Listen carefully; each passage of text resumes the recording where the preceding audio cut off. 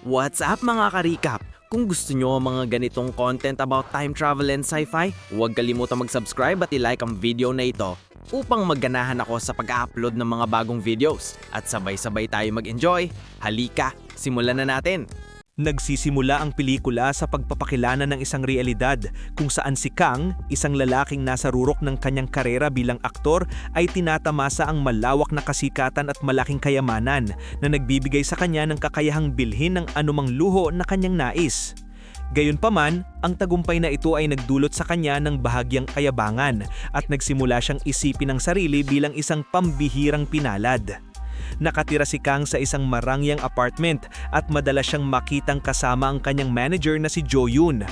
Si Jo Yoon ay minsang nangarap na maging isang aktor, ngunit dahil sa kabiguang makakuha ng kahit anong papel, tuluyan niyang isinuko ang pangarap na iyon at naging manager ni Kang. Isang gabi sa isang engranding film festival, natanggap ni Kang ang prestigyosong parangal na Best Male Actor. Habang nakatayo siya sa harap ng mga manonood upang magbigay ng kanyang acceptance speech, binalikan niya sa isip ang kanyang mapagkumbabang simula. Ibinahagi niya kung paano siya nagsimula sa isang maliit na bahay na walang-wala kundi ang kanyang matinding pagmamahal sa pag-arte. Sa pamamagitan ng tiyaga at pagsusumikap, unti-unti siyang sumikat. Samantala, isang babaheng nagngangalang Soo Hyun ang nanonood ng award ceremony. Si Soo Hyun, ang dating kasintahan ni Kang, ay nakilala siya bago pa man ito sumikat, noong pareho pa silang nangangarap na aktor at nasa isang mapagmahal na relasyon. Ngunit nang umangat ang karera ni Kang at tuluyan siyang nalubog sa mundo ng kasikatan, tinapos niya ang kanilang relasyon at iniwan si Soo Hyun habang niyakap niya ang bago niyang buhay bilang isang sikat na artista. Kamakailan lamang, bumalik si Soo Hyun sa Seoul mula New York upang magbukas ng sarili niyang art exhibition. Noong gabi ng Disyembre 24, matapos ang isang event, papunta na sa kanilang sasakyan sina Kang at ang kanyang manager na si Jo Yoon. Iminungkahi ni Jo Yoon na umuwi na sila, ngulit iminungkahi ni Kang na magpunta muna sila sa isang bar. Ang bar na iyon ay madalas puntahan ni Kang bago pa siya sumikat. Habang nakaupo sila roon, binalikan nila ang mga alaala ng nakaraan. Pinag-usapan nila ang mga panahong sabay silang nag-audition para sa mga papel sa pag-arte. Si Kang ay nagtagumpay hanggang sa huling round, samantalang si Jo Yoon ay sumuko sa pag-arte na bahagyang sinisisi ang sarili dahil mas inuna niya noon ang kanyang kasintahan. Nagbiro si Jo Yoon na kung mas inuna niya raw ang kanyang karera kaysa sa relasyon, baka naging matagumpay din siya tulad ni Kang. Ang pag-uusap na ito ay nagpaalala kay Kang ng nakaraan, lalo na ang pakikipaghiwalay niya kay Soo Hyun sa mismong bar na iyon 10 taon na ang nakaralipas. Pagkatapos ng hiwalayang iyon, biglang sumikat ang karera ni Kang. Dahil sa nostalgia at pagkalito ng damdamin, nagpasya sina Kang at Jo Yoon na lumipat sa isa pang bar. Ngulit nang mapansing sobrang lasing na si Kang, isinakay na lamang siya sa isang taxi upang makauwi ng ligtas. Habang nasa biyahe, tuwang-tuwa ang taxi driver na may sikat na aktor sa kanyang sasakyan. Unang beses iyon para sa kanya. Tinanong niya si Kang kung masaya ba ito sa lahat ng kanyang kayamanan. Inamin ni Kang na hindi siya sigurado kung ano talaga ang nagpapasaya sa kanya. Ibinahagi ng driver ang pananaw niya na hindi sapat ang pera lamang para maging masaya. Marami pang ibang bagay sa buhay na nagbibigay ng tunay na ligaya. Ang pag-uusap na ito ay nag-iwan kay Kang ng kabalisahan habang iniisip niya ang mga naging desisyon niya sa buhay. Habang nagpapatuloy ang biyahe, biglang nagtanong ang driver ng isang kakaibang tanong. Kung may pagkakataon siyang baguhin ang kanyang nakaraan, ano raw ang babaguhin niya? Ito ay tumamang malalim kay Kang at naging malinaw na kahit na sa kanyang tagumpay, may nararamdaman pa rin siya kay Soo Hyun at pinagsisisihan niya ang paraan ng kanilang paghihiwalay. Maya-maya, nakatulog si Kang sa loob ng taxi. Nang magising siya, natagpuan niya ang sarili sa isang ganap na hindi pamilyar na lugar, ibang bahay. Laking gulat niya nang may 2 batang tumakbo palapit sa kanya at tinawag siyang tatay. Ilang sandali pa lang, lumitaw ang ina ng mga bata, si Soo Hyun. Si Soo Hyun na dating labis na naguguluhan at nabigla ay inisip na iyon ang dahilan ng kanyang pagkalito at pagkabalisa. Desperadong naghahanap ng sagot, lumabas si Kang para tawagan si Jo Yoon, ngunit walang signal ang kanyang selang telepono. Dahil sa inis, nagpasya siyang bumalik sa kanyang marangyang apartment para linawin ang lahat. Ngunit pagdating niya roon, hindi siya nakilala ng mga gwardya na lalo pang nagdagdag sa kanyang kalituhan. Nang tinubuan niyang pumasok, may isang lalaking lumabas na tinanong kung ano ang ginagawa niya roon. Sa gitna ng takot at gulat, pinilit ni Kang pumasok sa apartment at naghanap ng anumang pamilyar. Mabilis lumala ang sitwasyon nang isipin ng lalaki na may relasyon si Kang kanyang asawa at tinawag ng mga gwardya. Pinilit ni ipaliwanag ni Kang na siya ay isang sikat na aktor at na ang apartment ay kanya, nguit walang naniniwala o nakakakilala sa kanya. Matapos ang sunod-sunod na kaguluhan, dinala si Kang sa presinto ng pulisya. Doon, sinudra ng mga pulis ang kanilang database ang pagmamay-ari ng apartment at napatunayang hindi ito kay Kang. Lalo siyang nawala ng pag-asa nang mapagtaglahan niya na tila nagbago ang buong buhay niya sa isang iglap. Habang nasa presinto, dumating si Soo-hyun para ayusin ang sitwasyon at isama si Kang pauwi. Hindi niya maunawaan ang paulit-ulit na sinasabi ni Kang na hindi siya ang kanyang asawa, kaya nasaktan siya at inisip na gusto ni Kang na makipaghiwalay. Ibinahagi ng mga pulis kay Soo-hyun na sinasabi ni Kang na siya ay isang kilalang aktor at tila litong-lito sa kanyang paligid.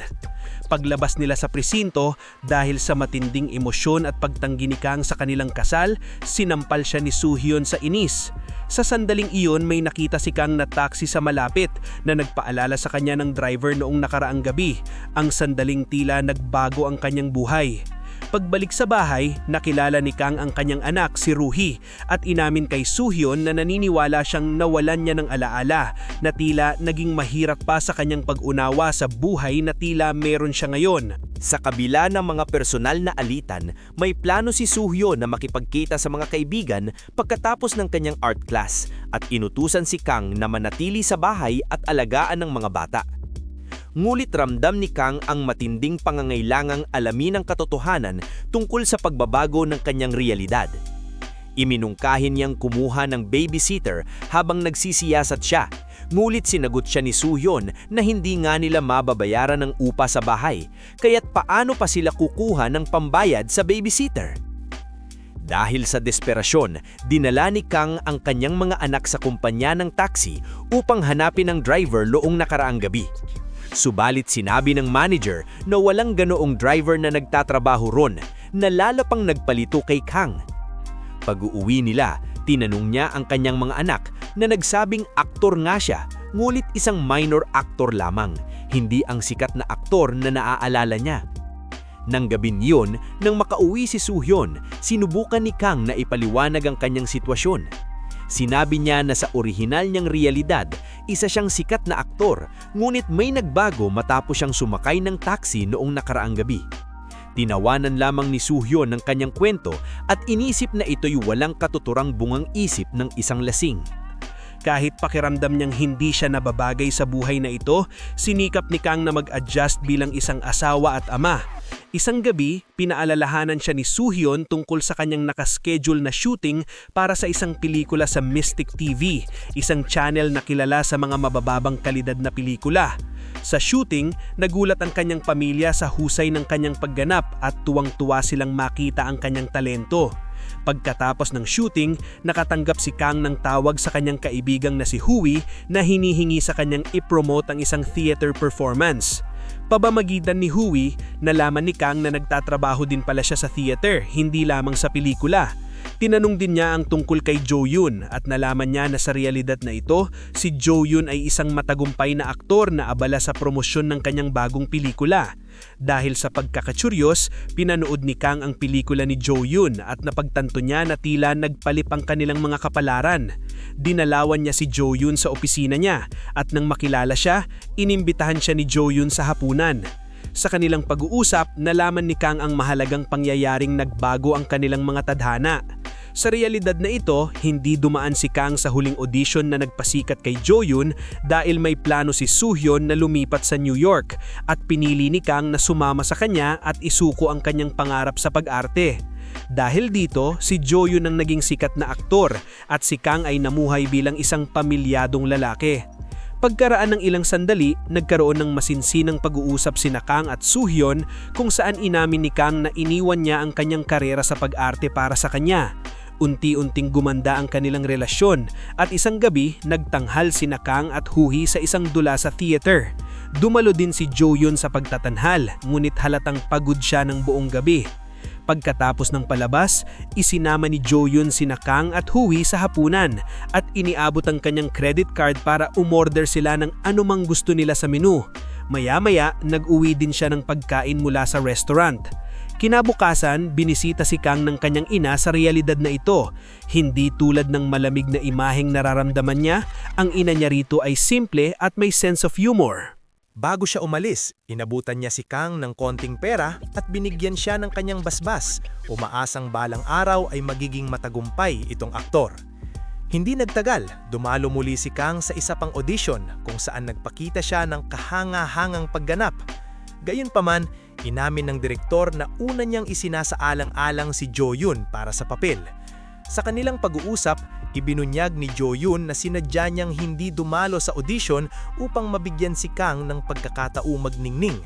Dahil alam niya ang pinansyal na paghihirap ni Kang at ang katotohanang hindi ito napili, iminungkahi ni Jo Yun na magtrabaho na lamang si Kang bilang kanyang manager. Magalang na tinanggihan ni Kang ang alok at muling pinagtibay ang kanyang determinasyon na magtagumpay bilang aktor, hindi bilang manager ng iba. Kinabukasan ng umaga, napansin ni Kang na wala si Soo Yun, kaya't nagpasya siyang maglaan ng oras kasama ang kanyang mga anak sa playground. Habang naglalaro sila, pinalakas ng loob ng kanyang anak na si Ruha ang kanyang ama. Sinusabing kahit hindi pa siya sikat ngayon, maaari naman siyang maging tanyag balang araw. Tinuruan pa siya nito kung paano magbigay ng autograph bilang bahagi ng kanilang masayang laro. Sa kasamaang palad, nagbago ang masayang araw ng madapa at masugatan ang anak ni Kang. Dali-dali niya itong dinala sa ospital kung saan hindi inaasahang nakasalubong nila si Soo Yun. Doon nalaman ni Kang na nagtatrabaho pala si Soo Yun sa isang convenience store at maaga itong umaalis ng bahay tuwing umaga nang hindi niya alam. Lubha itong ikinabigla ni Kang dahil wala siyang ideya na nahihirapan pala si Soo Yun sa aspetong pinansyal. Dahil sa pag-aalala, tinignan niya ang kanilang bank balance sa ATM at napagtantong kulang ang pera nila para sa bayarin sa ospital. Dahil sa matinding pangangailangan, napilitan si Kang na tanggapin ang dating alok ni Jo Yun at naging manager nito. Naniniwalang magagamit niya ang kanyang karanasan mula sa dati niyang realidad upang gabayan si Jo Yun ng maayos. Habang unti-unti siyang nasasanay sa kanyang bagong papel, napatunayan ni Kang na isa siyang mahalagang asset sa set at tinutulungan pa niya si Jo Yun sa pag-memorize ng mga linya. Isang araw, sa isang mahirap na shooting, nahirapan si Jo Yun sa kanyang mga linya na ikinainis ng direktor. Sa hindi inaasahang pangyayari, hiniling ng direktor kay Kang na siya ang pumalit kay Jo Yun. Nagbigay si Kang ng napakahusay na pagganap na ikinahanga ng direktor at ng buong production team. Ang kanyang pamilya na dumating upang panoorin siya ay labis ding namangha at ipinagwamalaki ang kanyang talento. Mula noon, nagsimulang umunlad ang karera ni Kang sa pag-aaktor at gumanda rin ang kalagayang pinansyal ng kanyang pamilya. Dahil sa kanyang tagumpay, nakalipat sila sa isang mas malaking apartment. Gayunpaman, nakaramdam ng pangungulila si Soo Yun sa kanilang dating bahay na puno ng alaala ng paglaki ng kanilang mga anak. Sinubukan ni Kang na tiyakin sa kanya na ang paglipat ay para sa mas magandang kinabukasan ng kanilang pamilya. Ngunit napagtanto rin ni Kang na hindi lang kayamanan at kasikatan ang bumubuo sa tunay na kalagayahan. Isang gabi, habang hindi siya makatulog, pinuntahan niya ang kanyang mga anak at pinanood silang mahimbing na natutulog. Sa katahimikang yon, naunawaan niya na ang kaligayahang nararanasan niya kasama ang kanyang pamilya sa realidad na ito ang tunay na mahalaga sa kanya. Napagtanto rin niya na sa dati niyang buhay, kahit marami siyang pera, kulang naman siya sa presensya at suporta ng mga mahal sa buhay.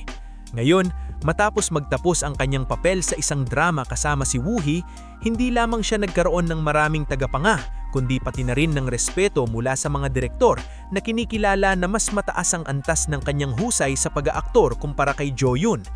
May isang direktor pa ngang sinabi na napakahusay ni Kang, kaya dapat daw siya na ang gumanap ng papel ng manager ni Jo Yun, isang patunay sa kanyang lagbay mula sa aktor, naging manager at muling bumalik bilang isang matagumpay na aktor. Patuloy na gumanda ang takbo ng buhay ni Kang at siya'y nakilala ng mahusay dahil sa kanyang kakayahan sa pag-aaktor. Despite sa kanyang kasikatan, nanatili pa rin siyang personal manager ni Jo Yun. Sa isang award show, nagbigay si Jo Yun ng taos-pusong talumpati. Pinasalamatan niya si Kang sa kanyang tagumpay at hayagang sinabing mas mahusay na aktor si Kang. Matapos ang palabas, nagtungo si magkaibigan sa kanilang dating paboritong bar. Doon, ibinahagi ni Jo Yun ang kanyang idea para sa isang bagong drama movie at nais niyang maging co-star si Kang. Ngulit magalang na tinanggihan ito si Kang, ipinaliwanag na ayaw niyang mapalayo sa kanyang pamilya. Sa kanilang pag-uusap, inamin din ni Jo Yun ang kanyang nararamdaman for Woohee na kilala sa kanyang pagiging tomboy. Pag-alis nila sa bar, sumakay si Kang sa isang taxi at nagulat nang makita ang parehong driver tulad ng dati. Ibinunyag ng driver na ilang oras na lamang ang natitira bago siya bumalik sa kanyang sariling realidad at inamin niya na siya pala ang ama ni Kang na panawan na ilang taon na ang nakararaas. Ipinahayag ng driver ang kanyang pagsisisi sa kakulangan ng oras na inilaan niya sa kanyang pamilya at ibinahagi ang kanyang mga paghihirap sa trabaho na kahintulad din sa mga naranasan ni Kang. Lubha itong tumimo sa puso ni Kang, nakakaunti lamang ang alaala kasama ang kanyang ama. Agad siyang umuwi at mahigpit na iniyakap ang kanyang mga anak. Matapos patulugin ng mga ito, naglaan siya ng oras kay Soo-yun na nagpakita sa kanya ng lumang larawan niya kasama ang kanyang ama.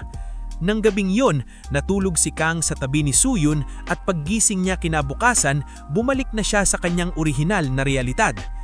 Dahil sa pagiging mausisa tungkol kay Soo-yun, tinanong niya si Jo Yun tungkol sa kanyang art exhibition na nagpapatuloy pa rin pala.